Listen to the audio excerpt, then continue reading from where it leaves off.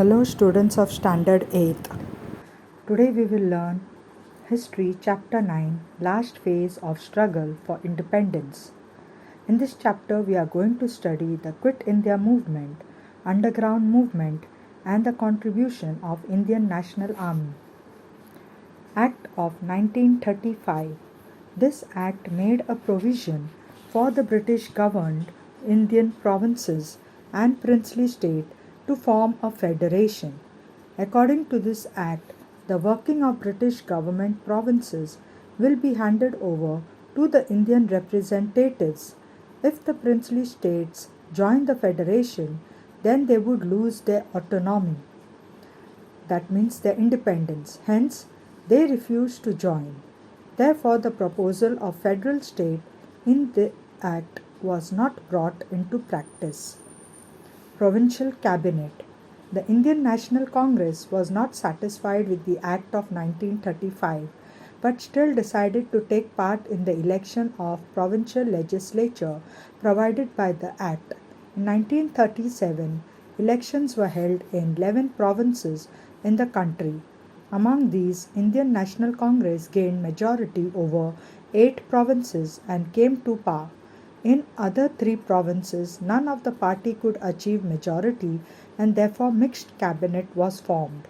The cabinet ministers of Indian National Congress did useful work for the people, such as release of political prisoners from jail, introduction of basic education, prohibition of liquor, measures undertaken to improve condition of the Dalits, passing of act giving debt relief to the farmers, etc. Then we come to Cripps Mission. During the Second World War, England supported America against Japan. The Japanese army reached the eastern borders of India. The British realized that if Japan attacks India, then they will need cooperation from the Indians. Hence, the British Prime Minister Winston Churchill sent Sir Stafford Cripps to India. In March 1942, he put up a proposal of India in front of the Indians, but none of the political party was satisfied with this proposal. The Indian National Congress rejected the proposal since there was no clear mention of complete independence. Since there was no mention of creation of Pakistan, the Muslim League also rejected the Cripps Mission. Second World War and Indian National Congress. The Second World War began in Europe in 1939. The then Viceroy, Lord Linlithgow, declared that India has joined the war on the side of the British. England claimed that it is fighting to save democracy in Europe. The Indian National Congress demanded that if the claim was true, then England should immediately grant freedom to India. England refused to fulfill this demand, and therefore the provincial ministers of Indian National Congress resigned in November 1939. Quit India movement. After the Cripps Mission, the Indian National Congress decided to start an intense movement for attaining independence. The Working Committee of the Congress passed a resolution on 14 July 1942 at Wardha. The resolution demanded that the British rule in India be ended immediately and India should be given independence.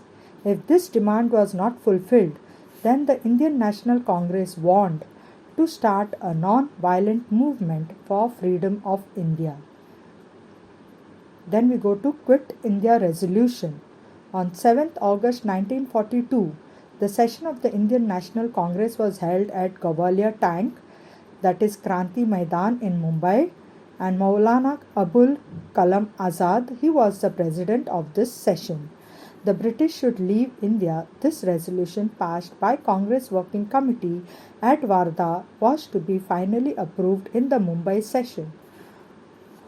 On 8th August, the resolution of Quit India put forth by Jawaharlal Nehru got passed with great majority. It was also decided to start a nationwide non-violent agitation under the leadership of Mahatma Gandhi. Gandhiji said, "Every one of you should, from this moment onwards, consider yourself a free man or woman and behave like a citizen of free India. We should either free India or die in the attempt. Gandhiji made an inspirational appeal to the public to be ready to sacrifice with the feeling of do or die. Beginning of People's Movement. The news of arrest of important leaders of Indian National Congress spread out all over the country. The angry mob took out procession at various places, even though police lathi charged and opened firing on the public, but still people were not afraid. The agitators attacked some places, jails, police stations, railway stations, etc., which symbolized the suppressive policy of the British. They tried to take control of the government offices. In Maharashtra, the young and old struggled with determination and boundless courage at places like Chimur, Ashti, Yavali, Mahad, Gargoti, etc., and made the struggle immortal. Individual Satyagraha. The British government was constantly neglecting the demand. Hence, the Indian National Congress decided to start anti-war propaganda. For this, it was decided that instead of a collective movement, every single person should disobey the law. This was known as individual satyagraha. Acharya Vinoba Bhave was the first satyagrahi of individual satyagraha. He was followed by nearly 25,000 satyagrahis who accepted imprisonment for their participation. Then inspirational account of brave children. The school students also contributed in the freedom movement.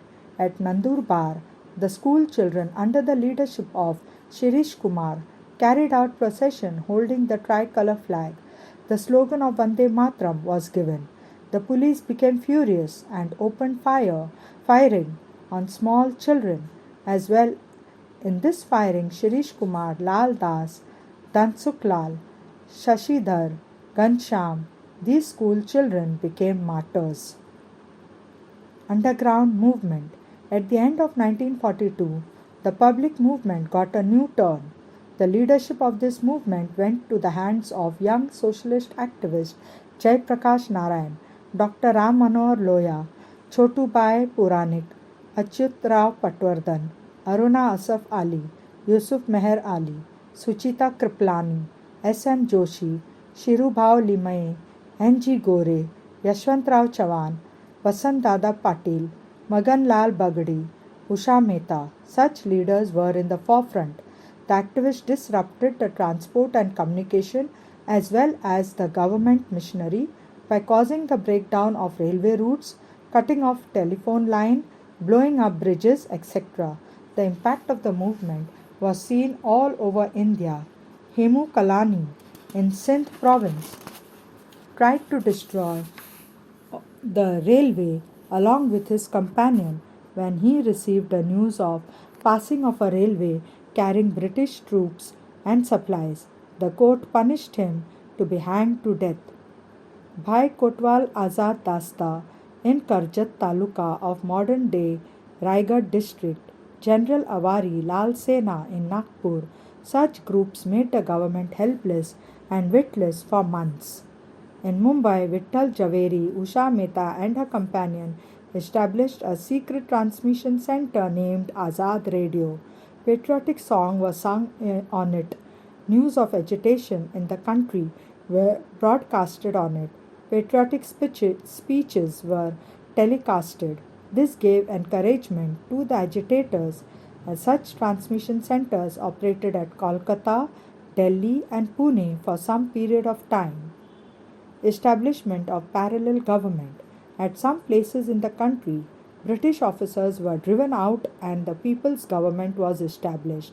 These are called parallel government. Parallel government were formed in district of Midnapur in Bengal, Balia and Azamgarh in Uttar Pradesh and Purnia in Bihar. In Satara district of Maharashtra in 1942, Kranti Sena Nana Patil brought an end to the British government and established parallel government. At Kundal, under the leadership of Kranti Garni, G.D. alias Bapu Lad, Tufan Sena was established through its medium collection of taxes, maintenance of law and order, punishment to criminals. Such work was done by the parallel government. People started accepting the verdict passed by the People's Court appointed by the parallel government. Opposition to money lenders, prohibition on liquor, spread of literacy, opposition to caste distinction, many such constructive work was done by this government. Due to it, the parallel government became a source of inspiration for the public. Now we come to importance of Quit India movement. The 1942 movement took up the form of a nationwide agitation to fulfill the objectives of gaining independence. Lack of Indians made unlimited sacrifices. Many sacrificed their lives. The number of people participating in the struggle was so huge that even all the prisons in the whole of the country were not enough to contain them. The patriotic songs composed by Sane Guruji, Rashtra Sant Tukadoji Maharaj, and others increased the enthusiasm of the agitators. This nationwide movement is also called August Kranti. Then we come to Indian National Army, that is Azad Hind Sena. Netaji Subhash Chandra Bose took phenomenal efforts for gaining independence of India. On the eastern borders of India, thousands of Indians stood in readiness to fight against the British. All these soldiers belonged to Azad Hind Sena. Netaji Subhash Chandra Bose was their leader. Subhash Chandra Bose was an important leader of Indian National Congress. He graced the position of President of the Congress twice. As per his opinion, while England was engaged in Second World War, the Indians should take advantage of it and make the movement more intense. If necessary, India should seek the help of enemies of England, but there arose differences of opinion between him and other senior leaders of the Congress. As a result, Subhash Chandra Bose resigned from the position of president. To place his views in front of the people, he founded a party known as Forward Bloc. Through his speeches, Netaji appealed to the Indians to revolt against the British rule. Due to it, the government imprisoned him. Subhash Chandra Bose went on fast unto death in the prison, due to which the British government interned him in his residence. From there, he escaped in disguise. In April 1941, he reached Germany. There, he founded the Free India Center. From the Berlin radio station in Germany, he appealed to the Indian people to join in an armed struggle. During this period, Ras Bihari Bose invited Subhash Chandra Bose to Japan. Formation of the Indian National Army. Ras Bihari Bose was staying in Japan since 1915. He had organized the Indian patriots living in countries of Southeast Asia and established an organization named Indian Independence League. In the early part of 1942, Japan conquered the territories in Southeast Asia which were controlled by the British. Thousands of Indian soldiers and officers in British Army there fell into the hands of Japan. Ras Bihari Bose, with the help of Captain Mohan Singh, formed a battalion of these Indian prisoners of war. It was named as Indian National Army, Azad Hind Sena. Later, Netaji Subhash Chandra Bose led the Indian National Congress. In October 1943, Netaji established Azad Hind government in Singapore. Shah Nawaz Khan, Jagannath Bosle, Dr. Lakshmi Swaminathan, Guru Baksh Singh, Dhillon, Prem Kumar, Sehgal, etc. were his chief associate. Captain Lakshmi Swaminathan was the commander of Rani of Jhansi regiment. Netaji appealed to the Indian people, "You give me blood and I will give you independence." Achievement of the Indian National Army. In November 1943, Japan conquered Andaman and Nicobar Island and handed them over to Azad Hind government. Netaji renamed them as Shahid and Swarajya respectively. In 1944, Indian National Army captured the Arakan province in Myanmar. Posts on the eastern border of Assam were captured. In the same period, the campaign of Impal remained incomplete because Japan stopped helping the Indian National Army. but in adverse circumstances, soldiers of the Indian National Army were dedicatedly fighting. But in the same period, Japan accepted defeat. On 18 August 1945, Subhash Chandra Bose died in a plane accident. On this background, the soldiers of Indian National Army had to lay down their arms. Thus ended the thrilling phase of the Indian National Army.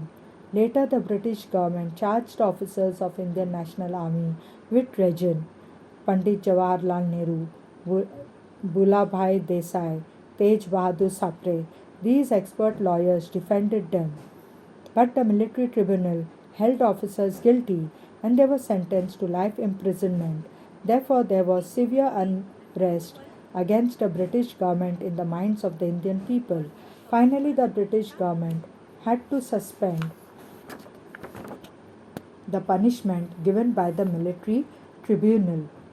Revolt of the Indian Navy and Air Force. The Navy and Air Force soldiers, with the inspiration from the Indian National Army, caused discontent against the British government. It burst out on the British warship Talwar in Mumbai on 18th Feb 1946. The soldiers unfurled a tricolour flag on the British warship. They raised slogan against the British government. The British government sent army to open fire on the naval soldiers. The rebels also made counter-attack with firing. The workers and common people extended their support to the naval soldiers. Finally, with the mediation of Sardar Vallabhbhai Patel, the naval soldiers laid down their arms. To support the uprising of naval soldiers, the Air Force officers from Delhi, Lahore, Karachi, Ambala, Meerut, etc. were on strike. These revolts were a clear indication that the sentiments of discontent against the rulers had reached a climax. In this way, the period between 1942 to 1946 shook the foundation of British power in India. Through the Quit India movement, the severe discontent of Indian people against the British was expressed. Army, Navy, and Air Force was the backbone of the British power. They were also now opposing the British. Due to these incidents, the British rulers realized that they will not be able to empower India for a long period of time. Now I hope students you have understood the lesson. For your assignments, you will write the answers from the exercise on page 44. Thank you.